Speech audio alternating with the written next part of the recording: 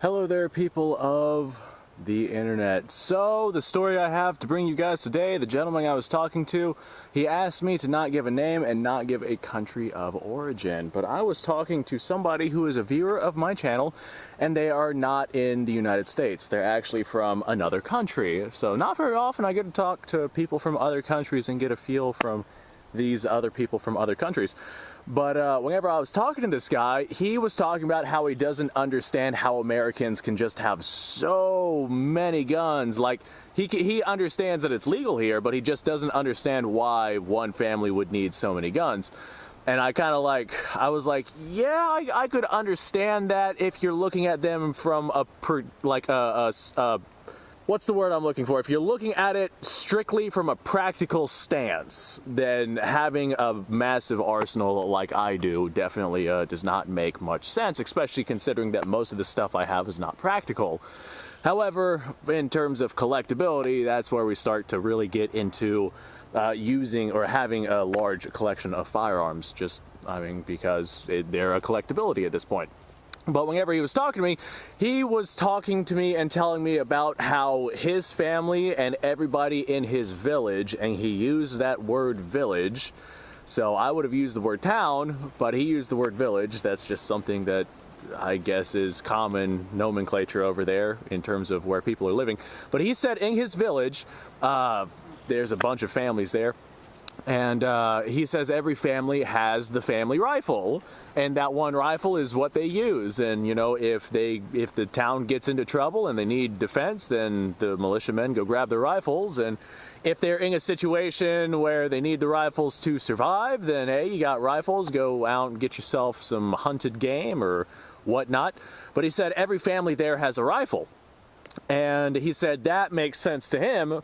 But it doesn't make sense why people over here in America have just this tremendous arsenal of firearms. And I'm like, well, not everybody in the United States has a massive arsenal. In fact, over here in the United States, more often than not, you're going to get a family that has like one rifle, maybe one rifle and one handgun.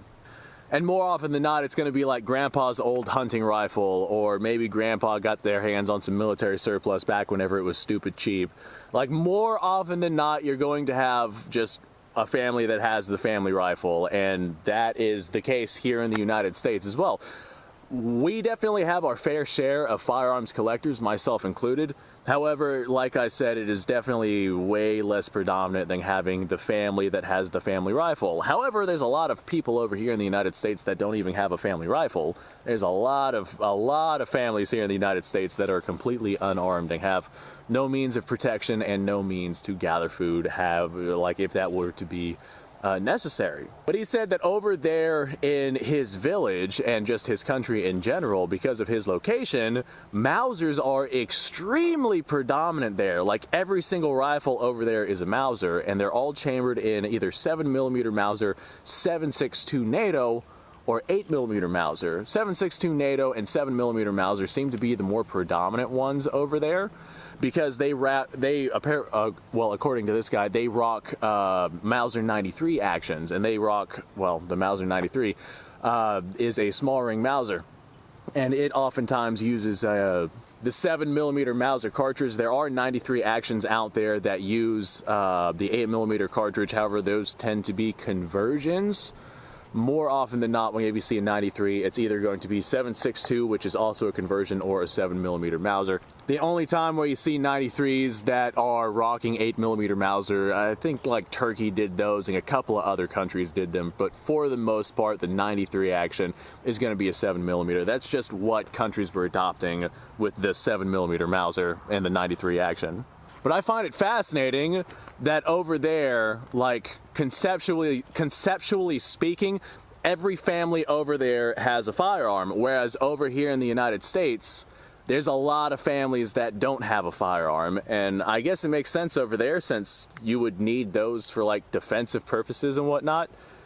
And I don't know the legalities and whatnot going on over there, and I don't know why they don't have like more modern firearms like AKs or something like that. But he was telling me basically every family of that village has a Mauser rifle. to be able to serve whatever practical purposes it is that they're looking to deal with and looking to serve. Now, I don't have, well, I guess I kind of do, but it's been sporterized and cut up and it's a mishmash of stuff. But my choice of 93 Mauser rifle to represent this video is actually an Oviedo Mauser rifle right here, and this right here is a Spanish rifle, rechambered in 7.62 CETME, but it fires 7.62 NATO ammunition just fine. And although Spanish rifles are not something that happen very often over there, with the location that he is in, he does have, you know, small ring Mausers, very, very, very similar to this one right here over there. That is, I mean, this right here is basically what everybody over there has, either this or 98 actions. But the rifles that he has that he was telling me about, he was telling me how they've been in all of those families for like generations. And the fact that those rifles still continue to be used to this day for like sustainability and for survivability and for defensive purposes, whenever you get yourself a whole village of people with bolt-action rifles, that's still a pretty good force to be reckoned with. The fact that those are still being used nowadays after generations of a family using their rifles to provide for their family and survive, that's more mind-blowing to me than this guy is mind-blown by the arsenals that the United States has. Ow. Man, 7.62 NATO through this rifle, it kind of hits pretty hard. This right here is just basically a little carbine firing a full power rifle round. Now this right here is just 7.62 NATO ammo, which pretty much mimics like military ball 30-06, and that's probably a video for another day. But with the history of that place, with the location that it's at, whenever he told me that Mausers are predominant there, like it blew my mind, because I was like, holy crap, you're right. 100 years ago, whenever that place was being, you know, issued, everybody had a Mauser. You guys are still using those Mausers even to this day.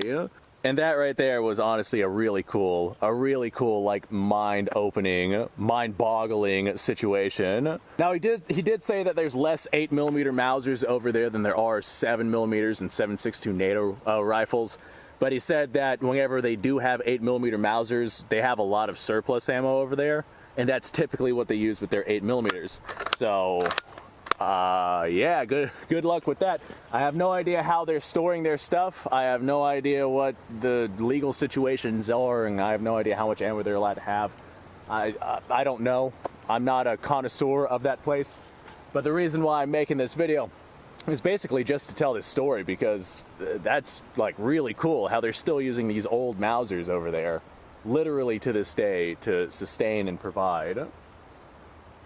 Now, if I had to take my pick between these rifles, that was awesome. If I had to take my pick between these rifles, I don't know. Let me think on it for a second. I would say just because of the area, he told me that 8mm Mausers are not as predominant as 7mm Mausers.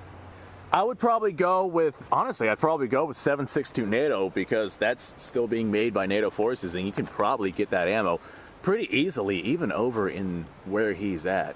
Whereas 7mm Mauser would definitely be more expensive to be able to run. I don't know if the ammo they're rocking over there is surplus ammo for 7mm Mauser. I'm sure it's surplus ammo for 7.62 NATO, and I know for a fact it's surplus ammo for the 8mm Mauser. But although over here in the United States, we do have some people that have a lot of guns, more often than not, you're going to have just the family that has grandpa's old hunting rifle. As a matter of fact, growing up, that's kind of what my family was. Whenever I was growing up, I grew up with my father, and then I grew up with my mother. And with my mother, we basically just had one 30-06 rifle in the house, and that was the rifle that we had. And my father had like a 30-30 and some 22s, and that was what we had. My parents are separated, they're divorced, so I had two different households that I was playing throughout. But to go from that to this is definitely not something that most of your American families go through, because I went from having like one rifle to enjoy to having just an arsenal of all sorts of stuff from all around the world, and I definitely do not regret that. So yeah, I'm sure that you're probably watching this video. I'm imagining I'll probably link it to you. So hi, how you doing? Take note how I did not say your name or your country of origin. Then if you could give me some more information to answer the questions that I have, then hey, that might also be a little on the helpful side. I'd probably take something like this small ring carbine Mauser in 7.62 NATO if I was living in an area like that. Of course, if I was in an area like that and I had a family, my family wouldn't have just one rifle if I could help it. I'd probably get like everyone a rifle there, and I'd get everyone the same rifle if I could, in the same caliber, just for parts compatibility and for ammunition compatibility and things like that. And I'd probably not go with a Mauser. However, in this particular case, like I said, this was generations of family using these rifles, and those rifles are still in use, and that is really cool. Anyway, folks, thanks for watching. Are you in a situation like that? Do you have, you know, grandpa's old hunting gun or one rifle that the family uses? I know here in the United States, the predominant rifle that is becoming the one rifle the family uses is moving towards the AR platform, just because of how universal it is. And you can like swap out whatever caliber it is that you want into that thing. If you want 22 caliber, 30 caliber, 22 long rifle, if you want 6.5 caliber, I mean, there's just such a variety of stuff with that rifle. And unlike something like this, which is limited to one single chambering without some significant modifications, like the AR is just such a good universal rifle, and you can get one for not a lot of money nowadays. But let me know what you guys' thoughts are down below, and if your family only has one rifle. I know there for a while, my father, he had that 30-30 and whatnot, but then we bought that, you know, surplus Mosin, and that was our like full power rifle for a long time. It was 80 bucks off the internet and dirt cheap, and that was just what we had. Anyway, I think I was doing the outro. Thanks for watching. Like, subscribe, share, description below. Link to all sorts of stuff. Go check it out. I'll see y'all on the next episode.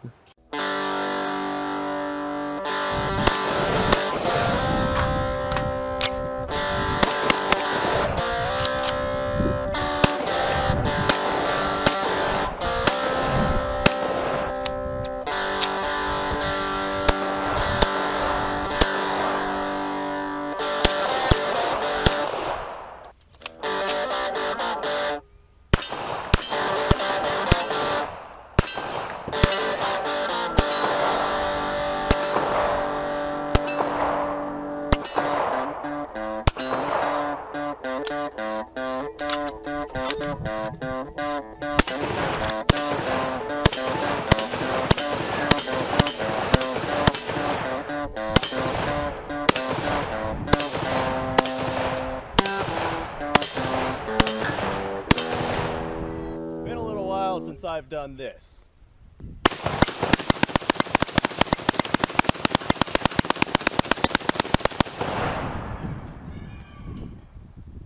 Bonnie and Clyde be damned. The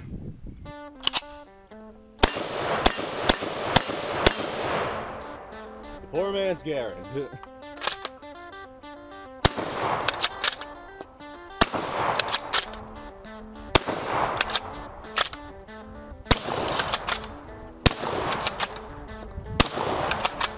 It's a shame that bolt-action shotguns aren't more mainstream.